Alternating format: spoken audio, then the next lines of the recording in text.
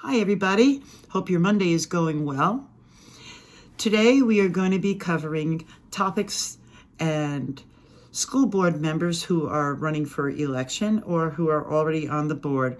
We've been doing a lot of investigative journalism. We have come up with some very interesting facts that we feel you should know about people before you vote them into the school board. Today's subject is Susan Duval. Okay, well, Susan Duval, that I can tell, does not have any social media whatsoever. And so far this term, she has not campaigned so far. I did find an old article from 2018, which was a soft question and answer type thing and a self-provided bio of her and her opponent at that time, which was Pastor Jack. Remember the smear campaign that Pam Everett ran on him. Okay. So anyways, she was endorsed by Tampa Bay Times back then. She is a registered Democrat. And so far, that's all I know about campaigning. We have found some other articles, and we're going to post them in the YouTube video information section so y'all can look these up for yourself. But we're going to tell you what's in them. Go ahead, Nadine. Okay.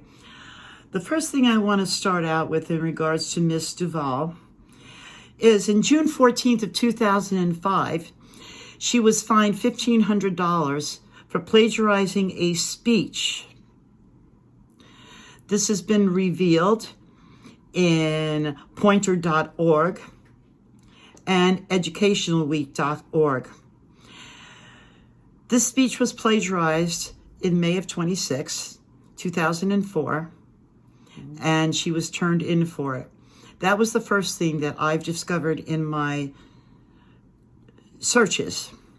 The other thing which I found extremely disturbing is an incident occurring with Jem Lugo, who was a valedictorian of Springstead High School. Miss Duval did not like her speech and canceled it and forced her to rewrite her speech. She robbed this student of free speech. This girl was going to Harvard. She was a valedictorian, and yet she was told, rather ordered, to redo her speech. But also, let's point out this. If she did not rewrite her speech, she was going to be replaced with someone with a lower GPA. That's in the article. Yes, that is. The second thing article that I found was something in regards to Heather Lawrence, who was suspended for telling a Muslim student to stand for the Pledge of Allegiance. Now, granted, the student did say take the headscarf off and stand up and say the pledge. Irregardless, Miss Duval took it upon herself to suspend this student for 5 days. And make a big to-do out of it. That's pretty sad. This is a person who is sitting on your school board who the taxpayers are paying for. She was also suspended for her own wrongdoings, and you'll find that out later on, too. Absolutely, yeah. The other thing I also wanted to mention, too, is that I was able to discover a substandard evaluation from July 1st to June 10th of the year 2017 and 18. It is in the Hernando Times today. Oh, I'm sorry. That was something else. Sorry about that. Anyway, either way, though, she had a very substandard evaluation. It seems that her ability to communicate We're going to show you a screenshot. Yeah, we'll show you the screenshot of it, and you can take from it what you want. Mm-hmm. But it is very substandard. Something else to think about. And the last thing I want to mention very briefly is also in regards to John Sweeney, who is running against Mark Johnson. His son had grades that he was able to redo. It turned into a total fiasco because Miss Duval wanted to fail him, where the father discovered that his son was not a failing student, and there was a big to-do over the grade issue. Those are 4 things that I found disturbing, and I'm sure I'll find much more. Well, I think that there should be some looking into Susan Duval being reprimanded, and then somehow that superintendent was fired, and another superintendent came in, and all of that was forgotten, and Miss Duval kept her job. And then another superintendent came in, and the union worked very hard with Susan Duval to get her outed. And I believe that's the one that was fired for removing all of the teachers from one school that was having such a hard time. We'll be looking more into that, and all of the details escapes me right now, but I think it was Moten. Am I right? Was it Moten? I think it was. Well, anyway, the superintendent before Mr. Stratton was fired, and fired because she got ramped up about this whole school and what was going on, and she fired everybody there, and they had a fit. So then they got rid of her.